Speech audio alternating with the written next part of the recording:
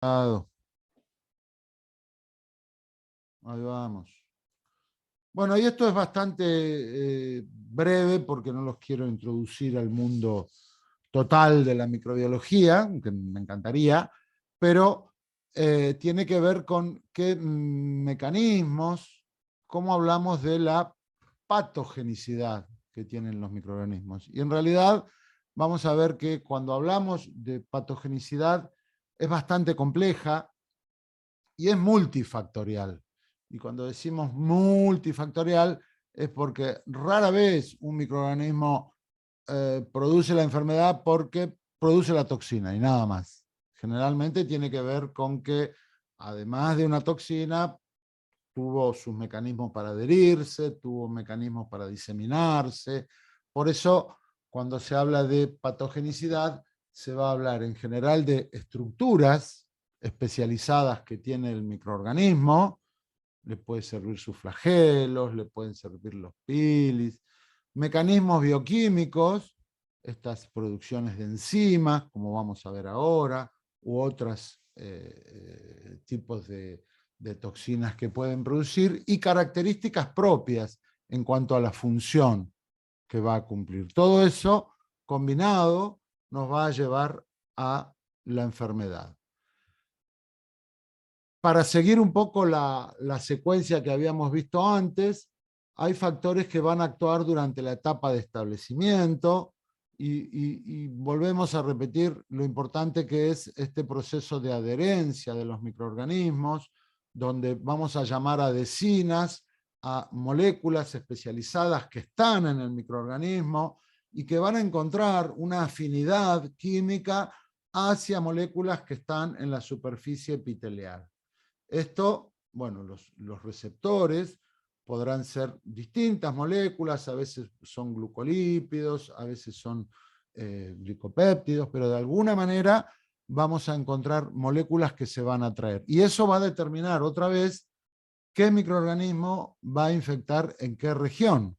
Va a ser donde los va a encontrar. Cuando decíamos recién la toxina del síndrome hemolítico, urémico hemolítico, hablábamos de esa toxina Shiga que puede estar en circulación, pero va directamente a ubicarse en los capilares que están en los riñones. Entonces, ahí es donde se unen y también están esos receptores a nivel del intestino. Con lo tanto, el efecto que tiene es producir una diarrea hemorrágica y producir problemas a nivel de los vasos sanguíneos renales, por eso. Pero bueno, este es un ejemplo de adhesinas. Las adhesinas, ¿dónde pueden estar? En las fimbrias. Esto es una bacteria cualquiera y tiene sus fimbrias. Esas fimbrias tienen un extremo distal donde hay moléculas que van a unirse a los receptores que están en las células. Es interesante ver que estas fimbrias son muy frágiles, se rompen.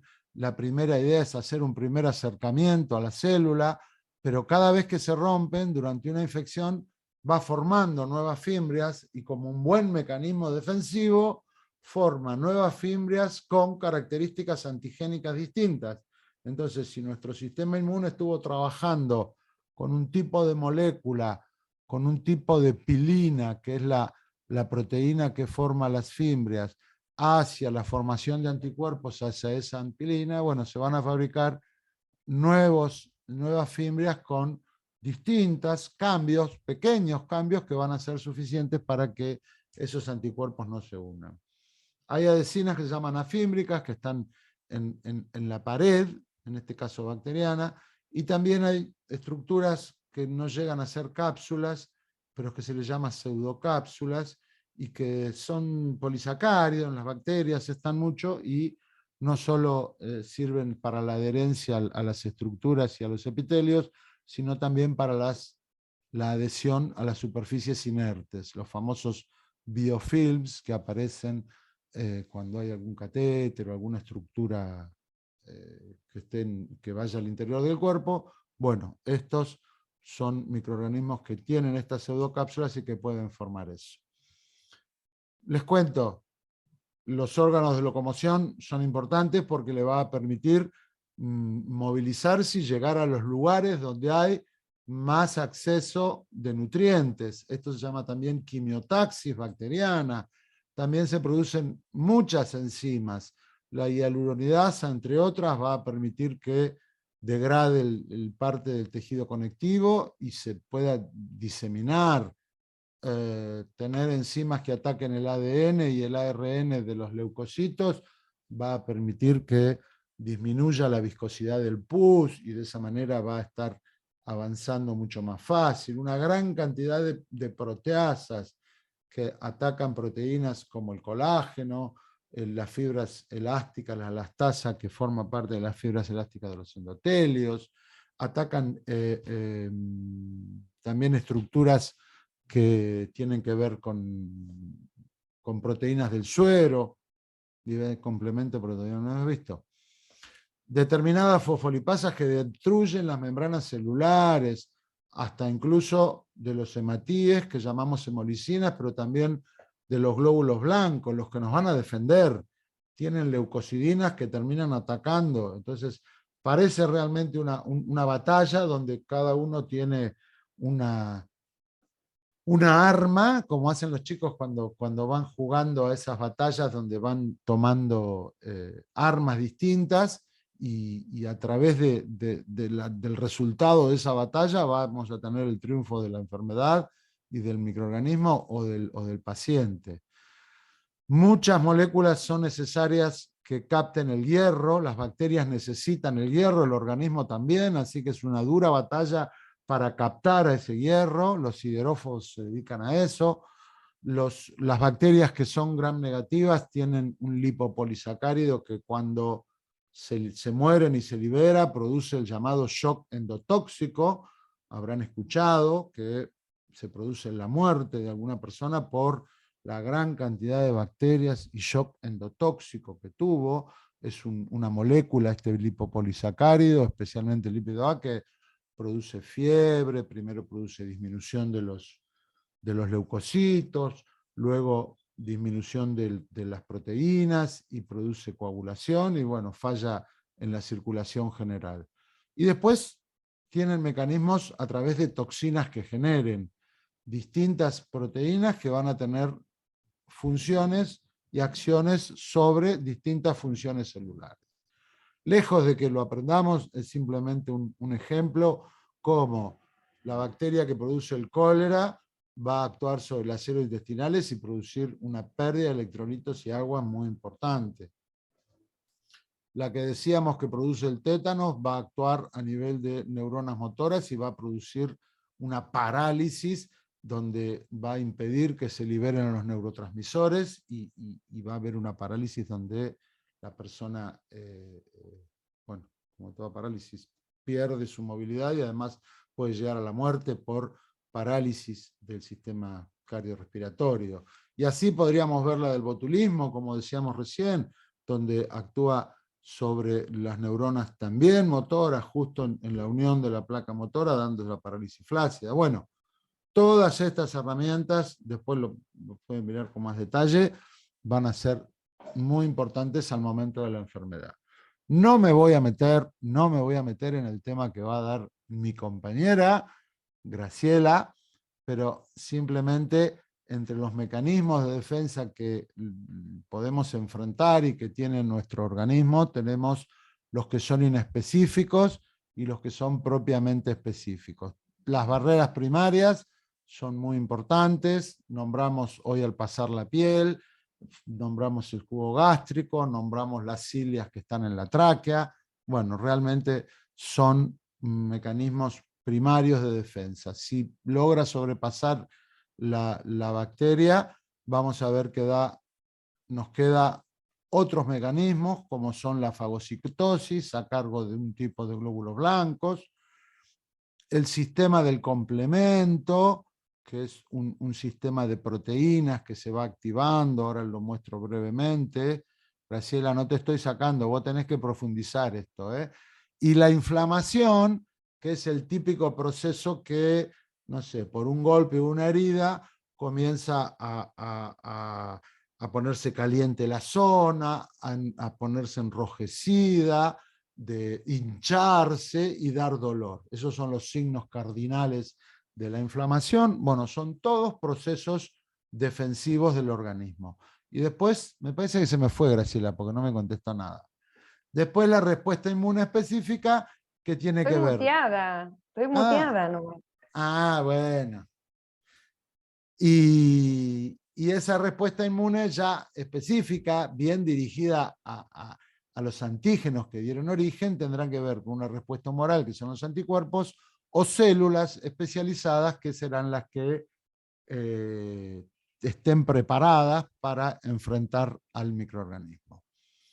Dos palabras del sistema de complemento y ahora van a ver por qué lo digo. Les dije que era una proteína, varias proteínas, más de 30 proteínas del suero, que van haciendo una especie de mecanismo de defensa frente a la infección. ¿Por qué? Porque se van activando, se habla de una cascada de activación, van produciéndose reacciones donde el producto de una reacción va activando otra proteína, hasta llegar a componentes que son claves. Algunos componentes son mediadores inflamatorios. ¿Qué quiere decir mediadores? Que van a atraer a los glóbulos blancos, los que van a hacer justamente cumplir esa función de fagocitosis. Y otros van a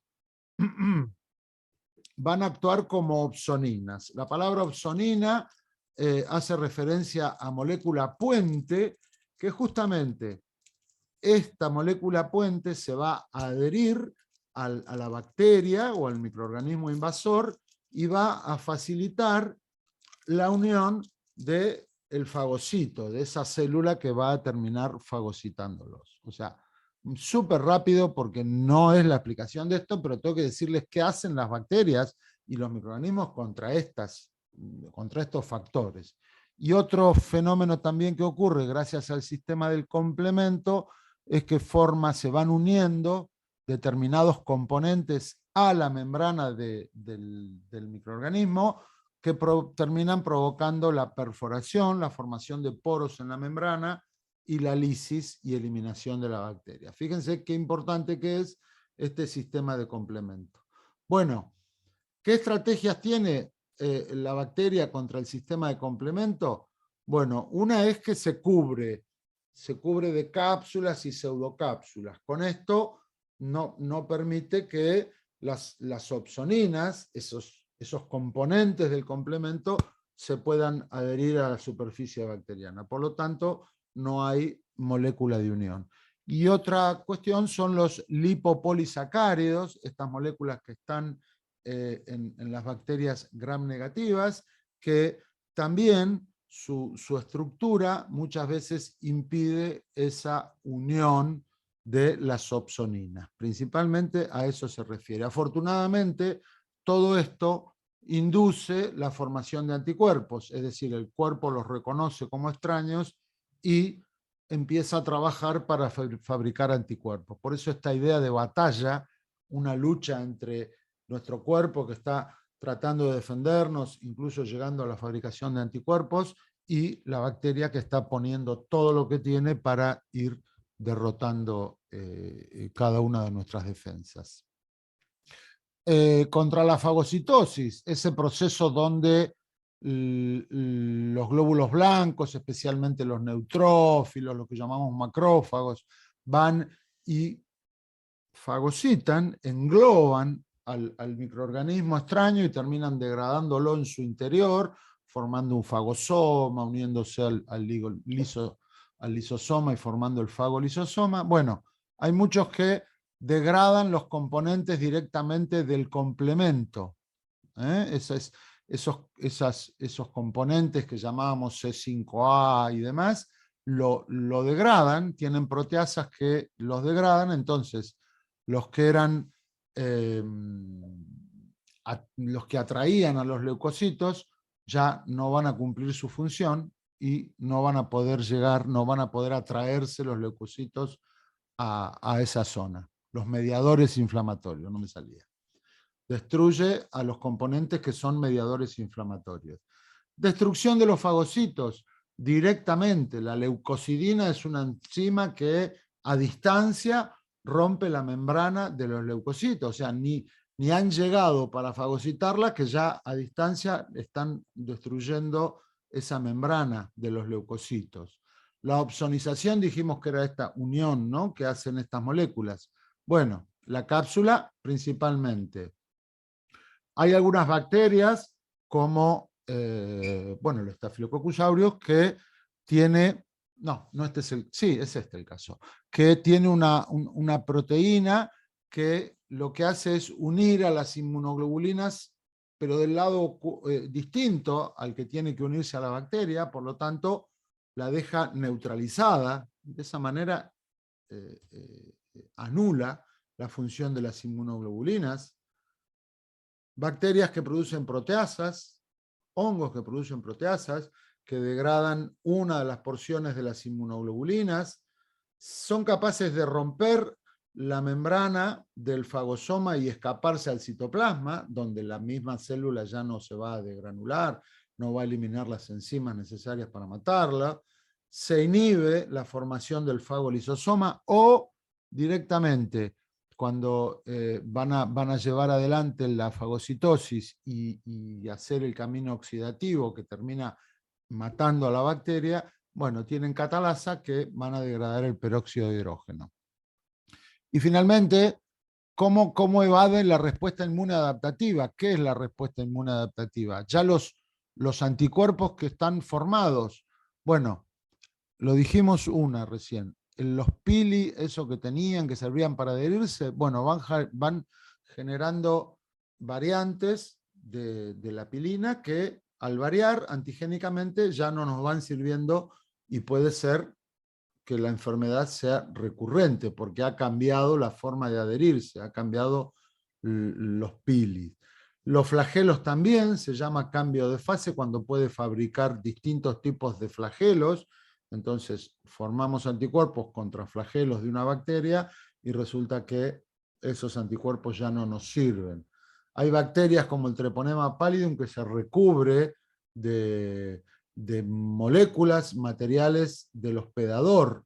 Con esto deja de ser reconocido como un agente extraño.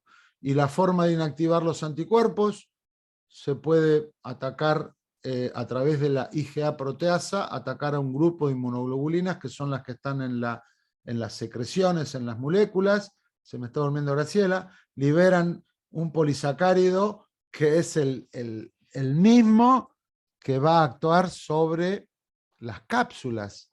O sea que el polisacárido de la cápsula que tiene una bacteria no solo lo tiene en la cápsula, sino que lo va liberando para que a distancia vaya neutralizando esos anticuerpos. Y por último, llegamos a una actividad. A la cara de alegría, me imagino, de todos. La actividad es sencilla. Es lo que les vengo proponiendo desde que empezó la clase.